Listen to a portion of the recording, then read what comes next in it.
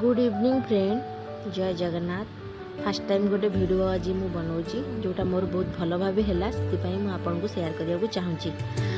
आम कि उषुम गरम पानी रे गुड़ पकई गुड़ पाग करवानी जमी गुड़टा पानी सहित मिसीज से भाव आम ताको मेल्ट करवा। मेल्ट कर सारापर ठंडा करदे। आम कि अटा नवा। अटा नहीं सारापर अटार जी क्वांटिटी अटा नहीं तार अधा सुजी नवा से किसी राशि दबा आ कि गुंड कर बादाम दबा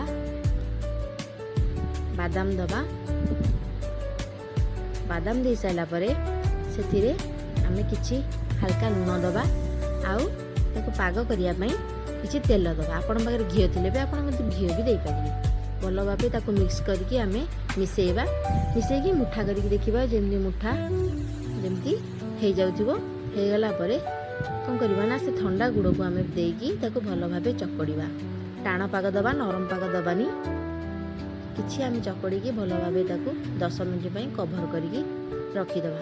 10 मिनट पर आम आपण को इच्छा अनुसार जमती सेप दबा चाहिए सेमती देवे। मु तो यहपरी भाव देती सेप देकी आम मीडियम आंचरे हल्का तेल गरम हम तो से बिस्कुटा दबा कहीं अधिक गरम हेले तेल से ऊपर अंश नाली पड़ जाए कि भीतर कंचा थी से मीडियम तेल गरम रे आम से बिस्कुट गुड़िक पकईकि छाणवा।